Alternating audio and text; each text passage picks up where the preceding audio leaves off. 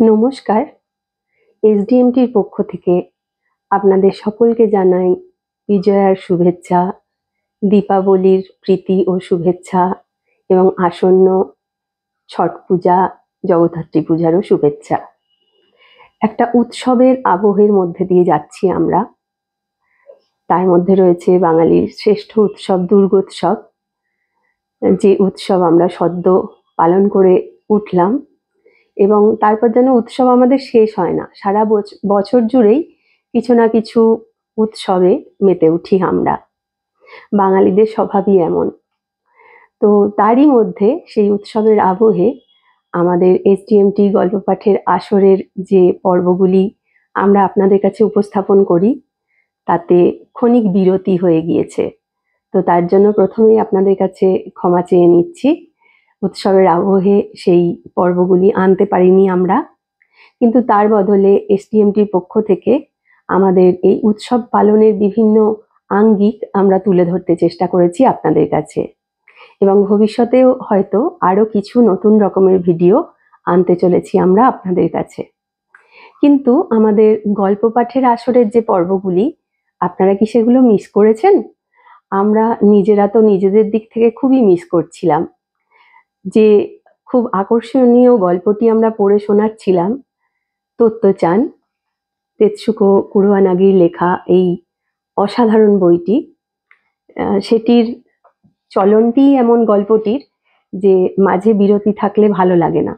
যদি কখনো আপনারা এই বইটি নিজেরা সংগ্রহ করে পড়তে শুরু করেন, দেখবেন এক টানা শেষ করতে হচ্ছে, বইটি যেন আপনাদের কোথাও যেতে দিচ্ছে না, এমনই অসাধারণ এর ভঙ্গি। তো এই বিরতির পর আবার নতুন করে আমরা আমাদের গল্প পাঠের আসরের পর্বগুলি শুরু করতে চলেছি। আপনাদের যদি এগুলি ভালো লেগে থাকে তাহলে জানেন আপনারা একটি করে লাইক করবেন। যদি আমাদের পাশে থেকে আমাদের সঙ্গে থাকতে চান তাহলে আমাদের চ্যানেলটি দয়া করে সাবস্ক্রাইব করবেন, এবং আপনাদের মূল্যবান মতামত, যেটি আমাদের কাছে খুব খুব দামি, অবশ্যই আপনাদের মতামত জানবেন। বিভিন্ন জায়গায় শেয়ারও করতে পারেন আপনারা এই ভিডিওগুলি, আমরা তাতে খুবই উপকৃত হব। চলুন আর কথা না বাড়িয়ে আজকের আবার গল্প পাঠের পর্ব আমরা শুরু করি। আজকের পর্বে আমরা পড়তে চলেছি যে সমস্ত চ্যাপ্টারগুলি, তাদের শিরোনামগুলি প্রথমে আপনাদের বলে নিই। তুমি কিন্তু সত্যিই খুব ভালো মেয়ে, প্রথম পর্বের শিরোনাম। দ্বিতীয় পর্ব বউ, তৃতীয় পর্ব বিচ্ছিরি স্কুল, এবং আজকে আমরা যা পড়তে চলেছি তার চতুর্থ পর্ব হচ্ছে আহত সৈনিকদের জন্য। চলুন আমরা শুরু করি আমাদের পর্ব। তুমি কিন্তু সত্যিই খুব ভালো মেয়ে, জানো তুমি কিন্তু সত্যিই খুব ভালো মেয়ে। যখনই তত্ত্বচানকে দেখতেন তখনই কথাটা বলতেন হেডমাস্টার মশাই, আর কথাটা শোনা মাত্র তত্ত্বচান খুশি হয়ে একটু লাফিয়ে একটু হেসে বলতো, জানি আমি সত্যিই খুব ভালো মেয়ে। কথাটা ও মনে মনে বিশ্বাস করত। ভালো মেয়ে তো নিশ্চয়ই, অনেক দিক থেকেই ও খুব ভালো মেয়ে। সবার সাথে সুন্দর ব্যবহার করত, এগিয়ে গিয়ে সবাইকে সাহায্য করত, বিশেষ করে ওর দুর্বল প্রতিবন্ধী বন্ধুদের। সব সময় ওদের আগলে আগলে রাখত। অন্য স্কুলের কেউ যদি ওদের কোনো খারাপ কথা বলতো বা ওদের সঙ্গে নিষ্ঠুর ব্যবহার করত, অমনি ও ঝাঁপিয়ে পড়ে ওদের সঙ্গে ঝগড়া মারপিট করে আসতো। যদিও তার জন্য অনেক সময় ওকে কাঁদতে কাঁদতে ফিরতে হতো, তবু এত সব ভালো ভালো কাজ করা সত্ত্বেও ও যে কতবার কত রকমের ঝামেলায় জড়িয়ে পড়তো সেটা ভাবলে অবাক হতে হয়। ওর শিক্ষকরা সবাই তাই মনে করতেন। যখনই ও নিজের কৌতূহল মেটাতে যেত, যখনই ও নতুন কিছু একটা দেখতো, তখনই ও কিছু না কিছু একটা গোলমাল করে ফেলতো। বেনি দুটোকে বগলের তলায় ঢুকিয়ে কেবল তার ডগাটুকু বার করে ও স্কুলের সকালবেলার সভায় গিয়ে হাজির হতো। ভাবো একবার, একদিন ওদের রেলগাড়ি ক্লাসরুমটা ঝাঁট দেওয়ার দায়িত্ব পড়েছে তত্ত্বচানের। ঝাঁট দেওয়া হয়ে গেলে পরে ও কামরার কোনায় যে একটা ঢাকনা মতো জিনিস ছিল সেটা তুলে নিচের গর্তটার মধ্যে সবটা ধুলো ঢুকিয়ে দিল। পরে আর ঢাকনা বন্ধই করা যায় না। কি যে ঝামেলা হয়েছিল সেদিন, কি বলবো। আর একবার কে যেন ওকে বলেছিল যে কাঁচা মাংস নাকি আঁকশি দিয়ে ঝুলিয়ে রাখতে হয়। অমনি তত্ত্বচান ওদের ব্যায়ামের ঘরে গিয়ে উঁচু একটা শিক থেকে এক হাত দিয়ে ঝুলে রইল। ওইভাবে ও বহুক্ষণ ঝুলে রইল, যতক্ষণ না একজন দিদিমণি ওকে দেখতে পেয়ে জিজ্ঞেস করলেন যে ব্যাপারটা কি হচ্ছে। আজকে আমি এক টুকরো কাঁচা মাংস হয়ে গেছি, ঝুলন্ত অবস্থা থেকেই বলে উঠল তত্ত্বচান। কিন্তু যেই না বলা অমনি হাত ফসকে দুম করে নিচে পড়ে গেল। এত জোরে পড়ে গিয়েছিল সেদিন, আর বুকে এমন চোট পেয়েছিল যে সারাদিন আর কথাই বলতে পারেনি। আর সেই যে বাথরুমের ট্যাঙ্কে পড়ে যাওয়ার ঘটনাটা, সেটা তো আগেই বলেছি। এভাবে প্রায়ই নানান গোলমাল বাঁধাতো তত্ত্বচান, আর কেটে ছড়ে একসা হতো। তবু হেডমাস্টার মশাই কিন্তু কোনোদিনই ওর বাবা মাকে তলব করেননি। অন্য বাচ্চাদের ক্ষেত্রেও একই নিয়ম ছিল। স্কুলের ব্যাপার সবসময় হেডমাস্টার মশাই স্কুলেই মিটিয়ে দিতেন। যেমন করে উনি সেই প্রথম দিন 4 ঘন্টা ধরে তত্ত্বচানের বকর বকর শুনেছিলেন, তেমনি করেই যে কোনো শিশুর বক্তব্য শুনতেন। কেউ কখনো ভুল করে ফেলে অজুহাত দিতে চাইতো যদি, সেটাও শুনতেন। যদি কেউ কোনো সত্যিকারের অন্যায় করে ফেলতো আর করে বুঝতে পারতো যে কাজটা করা ঠিক হয়নি, তখন উনি বলতেন, এবার তাহলে তোমায় ক্ষমা চাইতে হবে। তত্ত্বচান সম্পর্কে অভিভাবক এবং শিক্ষকদের নালিশ নিশ্চয়ই হেডমাস্টার মশাইয়ের কানে পৌঁছতো। সেজন্যই যখনই উনি সুযোগ পেতেন তখনই একবার তত্ত্বচানকে বলে দিতেন, জানো তো তুমি কিন্তু সত্যিই খুব ভালো মেয়ে। বড়রা কেউ যদি কথাটা শুনতো তাহলে ঠিকই বুঝতে পারত সত্যির ওপর এই জোর দেওয়ার আসল অর্থটা কি। হেডমাস্টার মশাই নিশ্চয়ই তত্ত্বচানকে এরকম কিছু একটা বলতে চাইতেন। কেউ কেউ হয়তো মনে করতে পারে যে তুমি খুব একটা ভালো নও, কিন্তু তোমার মনের ভেতরটা মোটেও খারাপ নয়, তোমার মধ্যে অনেক ভালো গুণ আছে, সেটা আমি খুব ভালো করেই জানি। হায় রে, এই আসল কথাটা তো তত্ত্বচান কত বড় হয়ে বুঝেছিল। তবু কথাটার একটা কোনো অর্থ অবশ্যই ওর কাছে পৌঁছতো। ওর মধ্যে একটা বোধ তৈরি হয়েছিল যে ও ভালো মেয়ে। যখনই মনে মনে কিছু একটা দুষ্টুমির কথা ভাবতো তখনও এই কথাটা ওর মনে বাজতো।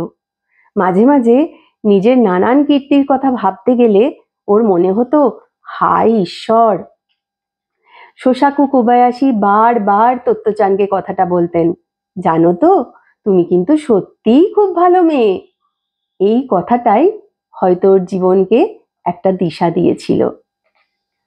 এই প্রথম পর্বের অংশটুকু পড়তে গিয়ে আমরা হয়তো কেউ কেউ নিজেদের ছোটবেলার কথাও ভাবছি একটু করে।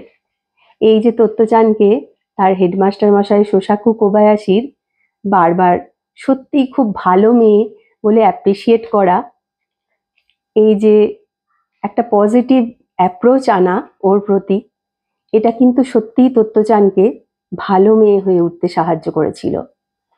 আমরা তো ভুল ধরতেই পারি, একটি শিশুর হাজারটা ভুল ধরতে পারি। ভুল কি আমরাও করি না? আমাদেরও অনেক ভুল হয়। কিন্তু সেই ভুলের কথাটা বলে বারবার করে তার মনে যদি আমরা গেঁথে দিই, তাহলে সেই ঘটনাটার বাইরে শিশু মন কোনোদিনই বেরোতে পারে না। তার চেয়ে ভালো তাকে বুঝিয়ে দেওয়া, শিখিয়ে দেওয়া এবং ভালো হতে উৎসাহিত করা। সেটা তাকে বকাঝকা করে নয়, তাকে অ্যাপ্রিসিয়েট করে, তার মধ্যে যে ভালো গুণগুলো আছে সেগুলোকে হাইলাইট করে। এর পরের অধ্যায়ে যাই আমরা। তার শিরোনাম বউ। তত্ত্বচানের খুব মন খারাপ। ও এখন ক্লাস 3 ছাত্রী, আর তাইচানকে ওর খুব পছন্দ হচ্ছিল।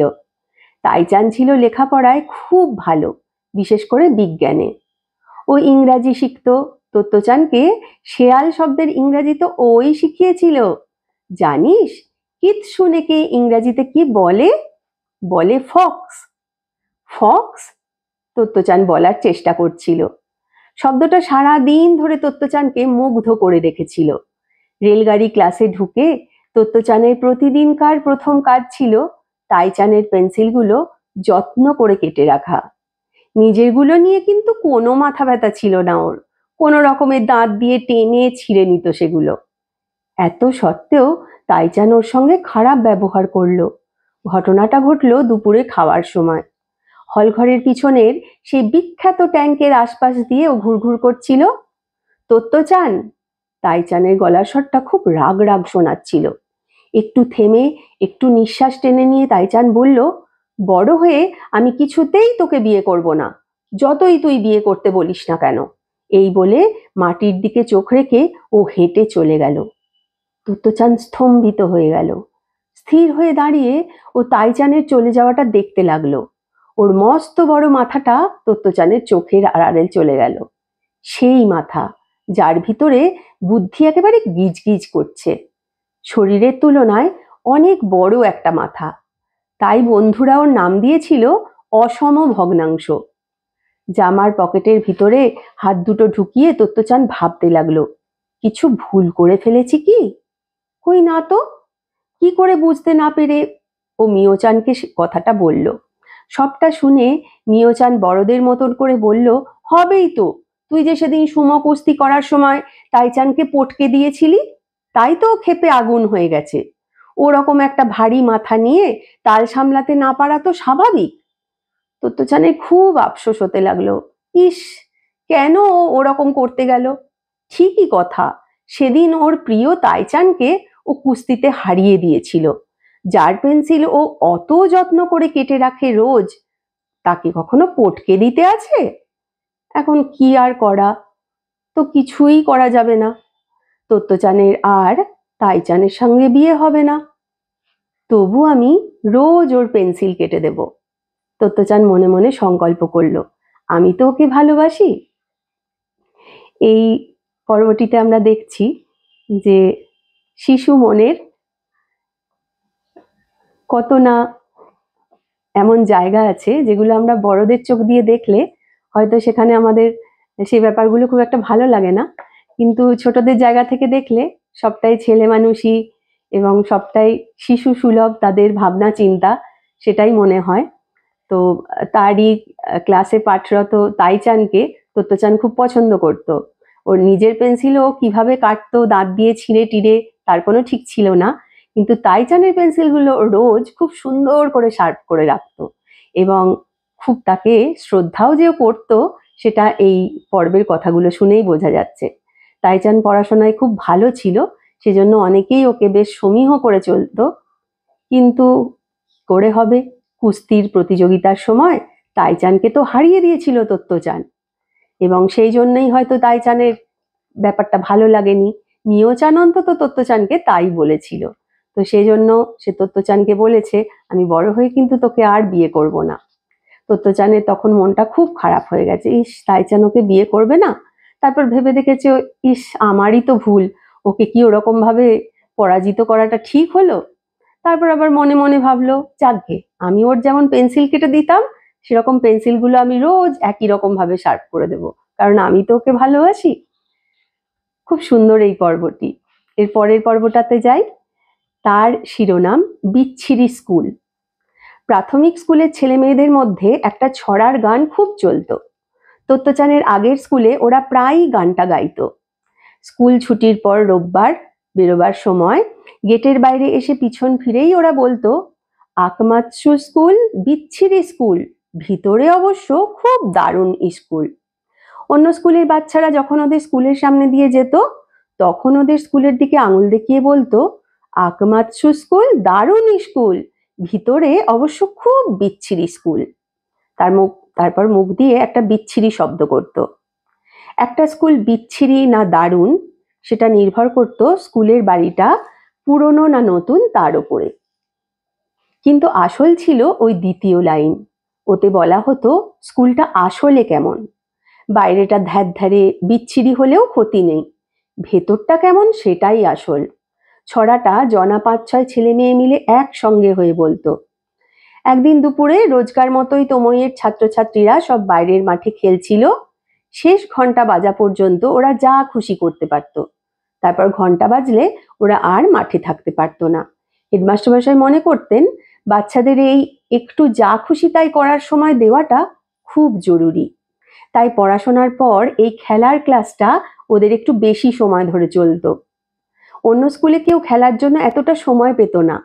সেদিনও কেউ কেউ বল খেলছিল, কেউ কেউ ধুলোবালি মেখে ভূত সাজছিল, কেউ কেউ ফুল গাছের পরিচর্যা করছিল, আর তাইচানের মতো দু একজন ক্লাসেই থেকে গিয়ে টেস্ট টিউব ইত্যাদি কি সব পরীক্ষা করছিল। কেউ আবার গাছে চড়ে বসেছিল, আর একটু বড় কয়েকটি মেয়ে সিঁড়িতে বসে গল্প করছিল। কেউ কেউ লাইব্রেরিতে গিয়ে বই পড়ছিল। সবাই যে যার নিজের মতো করে আনন্দ করছিল। যেমন সেই যে আমাদেরা নামের ছেলেটি, যে পশু পাখিদের খুব ভালোবাসতো, সে ব্যস্ত ছিল রাস্তার একটা বেড়ালের কান পরীক্ষা করা নিয়ে। হঠাৎ একটা জোর আওয়াজ ভেসে এলো স্কুলের বাইরে থেকে, তোময় স্কুল বিচ্ছিরি স্কুল, ভিতরেও তেমনি খুব বিচ্ছিরি স্কুল। এ কি, এ তো খুব বাজে ব্যাপার। ছড়াটা শোনা মাত্র তত্ত্বচান ক্ষেপে উঠল। ঠিক গেটের পাশেই ও, মানে সেই ডালপালা লতাপাতা জড়ানো গেটের পাশে আর কি। যাই হোক, ও বেশ স্পষ্ট করে শুনতে পেয়েছিল কথাগুলো। ভাবাই যায় না, ওর স্কুলকে কেউ বাইরে আর ভিতরে দুদিক থেকেই বিচ্ছিরি বলছে। খুবই রাগ হলো ওর। অন্যেরাও খেপে গিয়ে গেটের দিকে ছুটে এলো। বিচ্ছিরি স্কুল! বাইরের ছেলেগুলি আবার চেঁচিয়ে উঠল, আর বিচ্ছিরি বিচ্ছিরি সব আওয়াজ করতে করতে ছুটে পালালো। রাগের চোটে তত্ত্বচান ছেলেগুলির পিছনে ধাওয়া করলো, একদম একলা একলা। কিন্তু ওরা নিমেষের মধ্যে পাশের গলির ভিতরে ঢুকে উধাও হয়ে গেল। তত্ত্বচান খুব খাপ্পা হয়ে স্কুলের দিকে ফিরে এলো।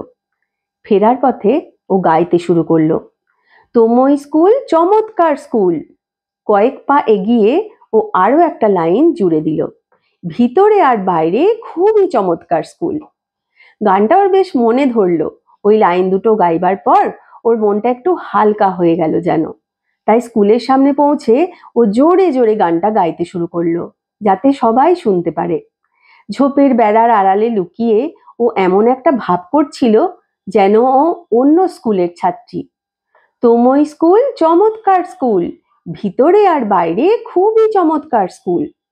খেলায় ব্যস্ত ছেলেমেয়েরা প্রথমটায় বুঝতে পারেনি গানটা কে গাইছে। যখন ওরা বুঝতে পারলো যে গলাটা তত্ত্বচানের, তখন সবাই রাস্তার ওপর বেরিয়ে এলো। তারপর ওরা একে অন্যের হাত ধরে ওই গানটা গাইতে গাইতে স্কুলের চারপাশে ঘুরতে লাগলো। সেদিন ওদের কেবল গলাগুলোই এক হয়ে যায়নি, ওদের হৃদয়গুলোও যেন এক হয়ে গিয়েছিল। তবে সে তো ওরা তখন বুঝতে পারেনি। যতই ঘোরে ততই যেন গানটা ওদের পেয়ে বসে, তোময় স্কুল চমৎকার স্কুল, ভিতরে আর বাইরে খুবই চমৎকার স্কুল। ওদের এই গান যে হেডমাস্টার মশাইকে কি আনন্দ দিচ্ছিল তা তো ওরা জানতো না। উনি অফিস ঘরে বসে বসে সবটা শুনতে পাচ্ছিলেন। যে কোনো শিক্ষাবিদেরই নিশ্চয়ই এমনই লাগে। তবে যারা শিশুদের কথা বেশি করে ভাবেন, তারা একটা স্কুল চালাবার ব্যথা আর যন্ত্রণা সবটাই একটু বেশি করে অনুভব করেন। তোময়ের মতন স্কুলের প্রতিষ্ঠাতার জন্য এই অনুভূতি নিশ্চয়ই তীব্রতর ছিল, কারণ তোময়তে সবকিছু এত অন্য রকমের ছিল। যারা সাধারণ গতানুগতিক শিক্ষা পদ্ধতিতে অভ্যস্ত ছিলেন, তারা তো তোময়ের নিন্দা করতে ছাড়তেন না। এমন প্রতিকূল অবস্থার মধ্যে ছেলে মেয়েদের এই গান হেডমাস্টার মশাইয়ের কাছে একটা শ্রেষ্ঠ উপহার হয়ে উঠেছিল। তোময় স্কুল চমৎকার স্কুল, ভিতরে আর বাইরে খুবই চমৎকার স্কুল। সেদিন শেষের ঘন্টাটা একটু দেরি করেই পড়েছিল।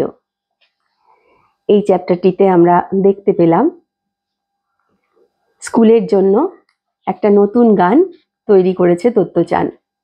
যে ঘটনা পরম্পরার জন্য গানটি তৈরি হয়েছে সেই ঘটনাটাও আমরা দেখলাম, যে অন্য স্কুলের কয়েকটি ছেলে ওদের স্কুলকে বিচ্ছিরি স্কুল বলছিল, ভিতরে এবং বাইরে দুদিক থেকেই বিচ্ছিরি স্কুল বলছিল। সেখানে এমন একটা খেলা বা ছড়ার প্রচলন ছিল যে একটি স্কুলের ছেলে মেয়েরা অপর স্কুলের ছেলে মেয়েদের তাদের স্কুলটা কেমন সে বিষয়ে গানের মতো করে এই ছড়াটা গাইতো। কিন্তু যখন তোময় স্কুলকে বাইরে থেকে কয়েকজন ছেলে মেয়ে এসে বিচ্ছিরি স্কুল বলছে, স্বাভাবিকভাবেই তত্ত্বচানের খুব খারাপ লেগেছিল। সে তখন ভেবে তোময় স্কুল সম্বন্ধে এই ছড়াটা তৈরি করেছিল যে তোময় স্কুল চমৎকার স্কুল, ভিতরে আর বাইরে খুবই চমৎকার স্কুল। মানে ভিতরে বলতে স্কুলের ভিতরে কেমন পড়াশোনা চলছে, ছাত্রছাত্রীরা নানান কাজকর্ম কেমন করে করছে বা স্কুল পরিচালনা কেমন হচ্ছে, এই সবটা বোঝাতো।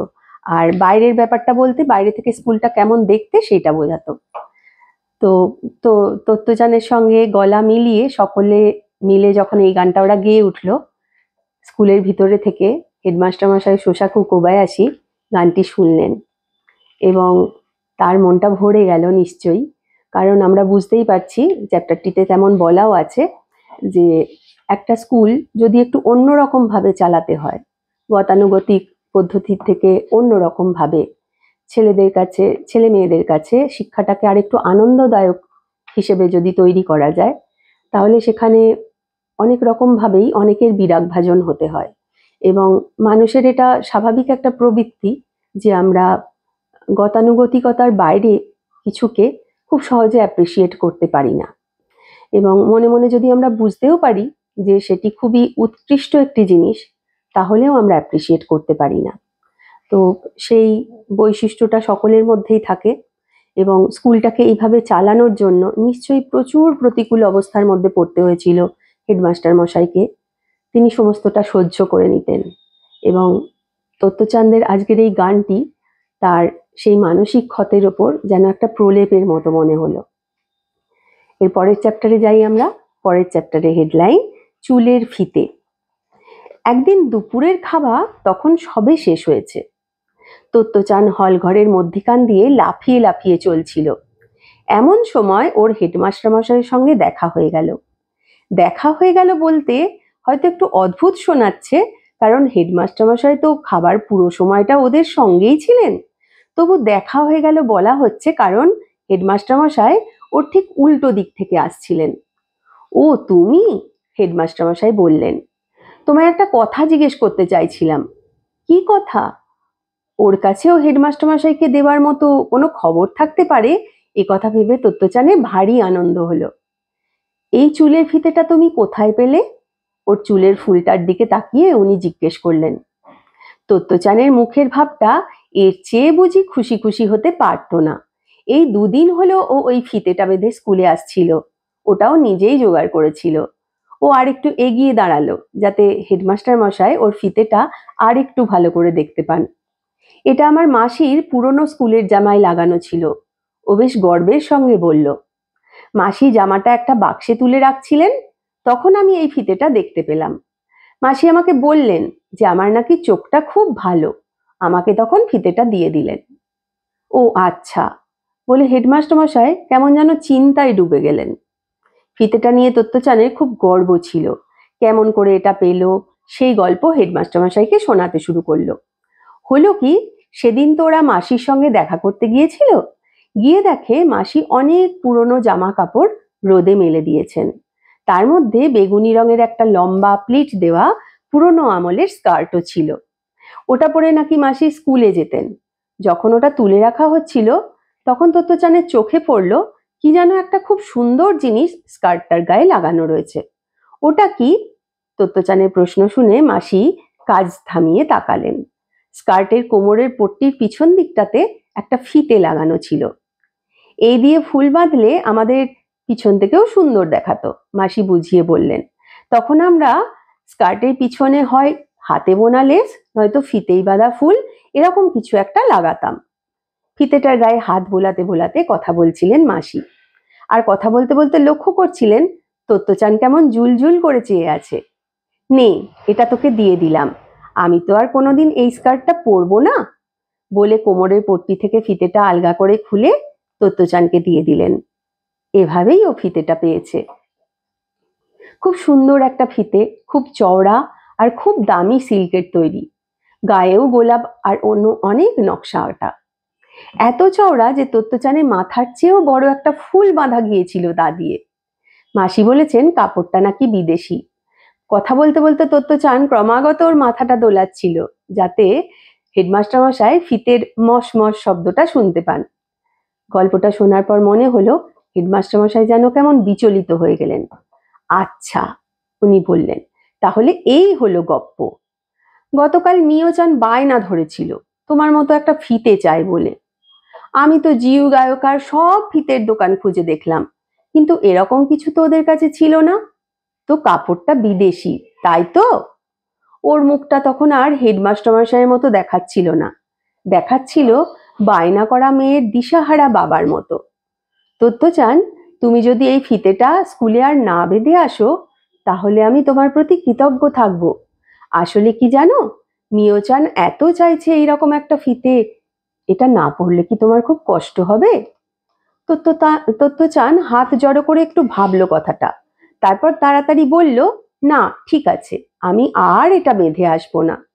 ধন্যবাদ তত্ত্বচান, হেডমাস্টার মশাই বললেন। ফিতের ব্যাপারটাতে তত্ত্বচানের একটু মন খারাপ হচ্ছিল, কিন্তু হেডমাস্টার মশাইয়ের অসুবিধের কথাটা ভেবে ও অনুরোধটা মেনে নিয়েছিল। মেনে নেবার আরও একটা কারণ ছিল, একজন বয়স্ক মানুষ, ওর প্রিয় হেডমাস্টার মশাই, তিনি দোকানে দোকানে ঘুরে বেড়াচ্ছেন একটা ফিতের জন্য। এটা ভাবতে ওর খুব খারাপ লাগছিল। সময়তে এরকমই হতো, নিজের অজান্তেই কখন যেন সবাই সবার সুবিধে অসুবিধে বুঝতে শিখে যেত। বয়সে বড় ছোট সবাই সবাই সবার পাশে দাঁড়াবার চেষ্টা করত, সেটাই ছিল তমইয়ের স্বাভাবিক নিয়ম। পরদিন তত্ত্বচান স্কুলে চলে যাবার পর মা ওর ঘরটা গোছাতে গিয়ে দেখলেন যে তত্ত্বচানের ওই ফিতেটা একটা খেলনা ভালুকের গলায় বেঁধে রেখে গেছে। হঠাৎ অত প্রিয় ফিতেটা চুলে বাঁধা বন্ধ করে দিল কেন তত্ত্বচান? মা একটু অবাক হয়ে ভাবলেন। বেচারা ছাই রঙের ভাল্লুকটাকে দেখে মনে হচ্ছিল এত সাজের চোটে যেন একটু অপ্রস্তুত হয়ে গিয়েছে। এই পর্বটিতে আমরা দেখলাম যে তত্ত্বচান একটি সুন্দর আনকমন ফিতের ফুল বেঁধে স্কুলে আসতে শুরু করেছে। তো ওর প্রিয় হেডমাস্টার মশাই একদিন ওকে ডেকে বললেন যে এই ফিতেটি ও কোথায় পেয়েছে। তখন ও গল্প করতে করতে বলল যে ওর মাসির কাছ থেকে ওই ফিতেটা পেয়েছে। তখন ওকে হেডমাস্টার মশাই একটা অন্যরকম কথা বললেন তার ছোট মেয়ে মিয়চান ওই ফিতেটির জন্য খুবই বায়না করেছে, কিন্তু উনি জিউ গায়কার সমস্ত ফিতের দোকান ঘুরেও ওই ফিতের কাপড়টা কোথাও পাননি।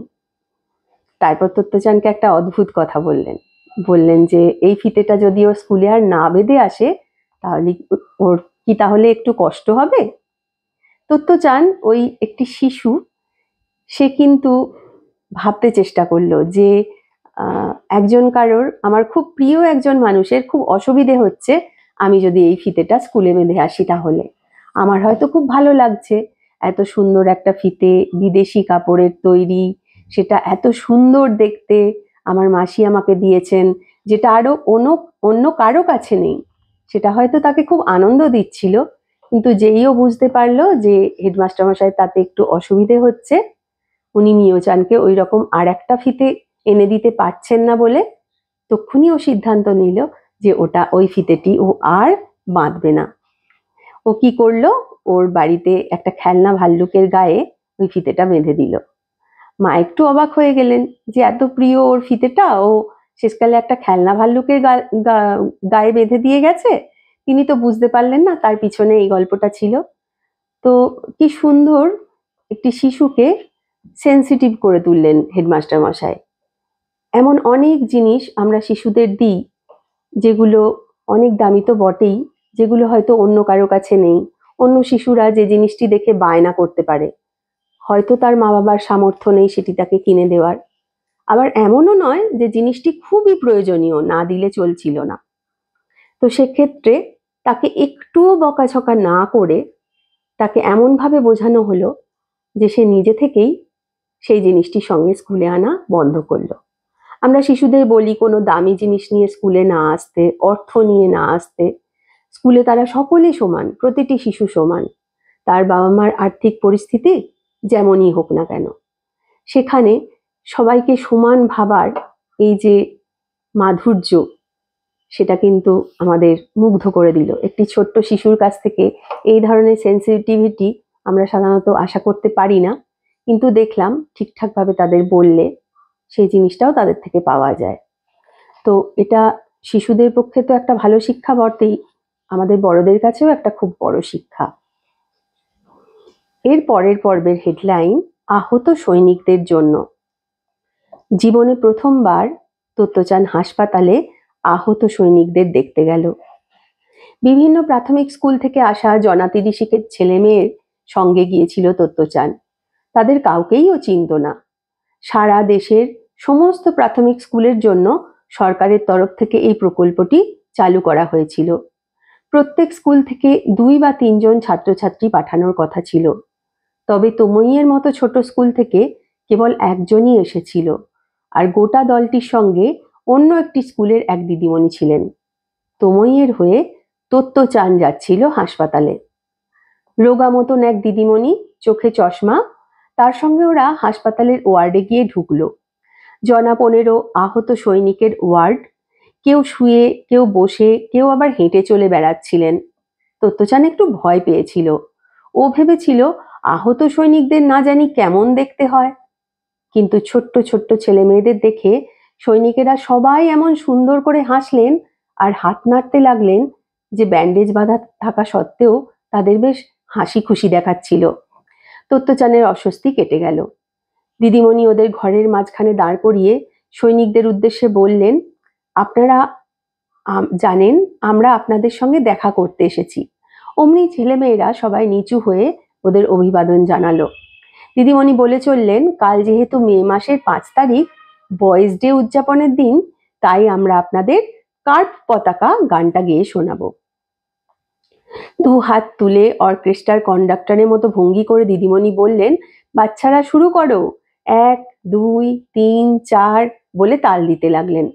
অমনি ছেলেমেয়েরা যারা একে অন্যকে চিনতই না, তারা সবাই এক সুরে গলা ছেড়ে গাইতে শুরু করলো। মহাসমুদ্র মহানগর, মহাসমুদ্র মেঘ সাগর। এই গানটা তত্ত্বচানের জানা ছিল না। ওই ধরনের গান তো তোমায় শেখানো হতো না। ও একজন ভালো মানুষ দেখতে সৈনিকের বিছানার কোনায় বসে ওদের গান শুনতে লাগলো। ভেতরে ভেতরে ওর তখন বেশ অস্বস্তি হচ্ছিল। গানটা শেষ হবার পর পরিষ্কার গলায় দিদিমণি বললেন, এবার আমরা পুতুলের উৎসব গানটা গাইব। তত্ত্বচান ছাড়া সবাই গানটা গাইতে শুরু করলো। ওরা সুন্দর করে গাইছিল, এসো প্রদীপগুলো জ্বালাই এক এক করে। চুপ করে থাকা ছাড়া তত্ত্বচানের কোনো উপায় ছিল না। এই গানটা শেষ হলে পরে সৈনিকেরা সবাই হাততালি দিলেন। দিদিমণি মিষ্টি করে হেসে বললেন, ছানা ঘোড়া বাবা ঘোড়া গানটা গাইলে কেমন হয়?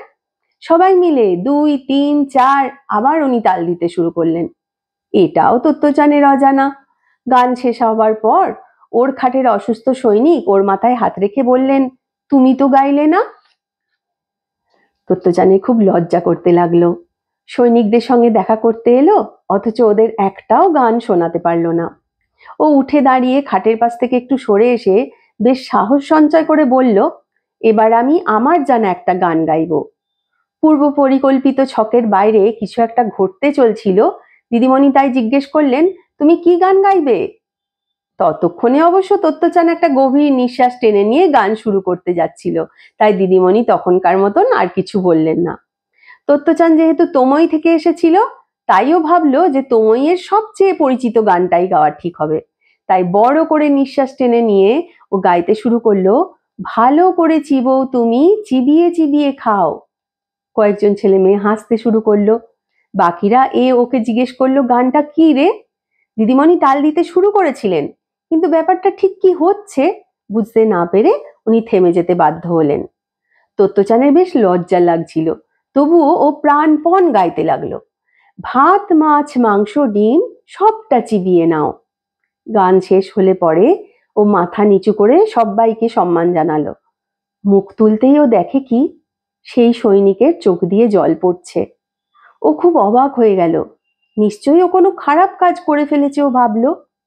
তারপর সেই সৈনিক, বাবার থেকে হয়তো বয়সে সামান্য বড়ই হবেন, তিনি আবার ওর মাথায় হাত বুলিয়ে দিলেন আর বললেন, ধন্যবাদ ধন্যবাদ। উনি ওর মাথায় হাত বুলিয়েই চললেন, আর ওর চোখ থেকে কেবলই জল গড়িয়ে পড়তে লাগলো। সেই দিদিমণি তখন পরিবেশটাকে হালকা করার জন্য হাসি খুশি ভাবে বলে উঠলেন, এবার তাহলে আমরা আপনাদের জন্য যে রচনাগুলো নিয়ে এসেছি সেগুলো পড়ে শোনাই। বাচ্চারা সব একে একে জোরে জোরে ওদের রচনাগুলো পড়ে শোনাতে লাগলো। তত্ত্বচান ওর সৈনিকের দিকে তাকালো। কেঁদে কেঁদে ওর চোখ দুটো লাল হয়ে গিয়েছিল, তবু তারই মধ্যে উনি একটু হাসলেন। তত্ত্বচানও একটু হাসলো, আর মনে মনে ভাবলেও, যাক, তাও তো উনি একটু হাসলেন। কেন যে সেই সৈনিক সেদিন কেঁদে ফেলেছিলেন তা তিনিই কেবল জানতেন। হয়তো ওর বাড়িতে তোত্তচানের মতো একটা মেয়ে ছিল, কিংবা হয়তো স্রেফ তোত্তচানের আন্তরিক গান গাওয়াতে মুগ্ধ হয়ে গিয়েছিলেন, কিংবা হয়তো আসন্ন যুদ্ধের কথা ভাবতে গিয়ে ওর চোখে জল এসে গিয়েছিল। উনি হয়তো ভাবছিলেন যে হায় রে, এই ছোট্ট মেয়েটা তো চিবিয়ে খাবার কথা বলছে, অথচ কদিন বাদে তো বোধহয় খাবার মতনই কিছু আর থাকবে না।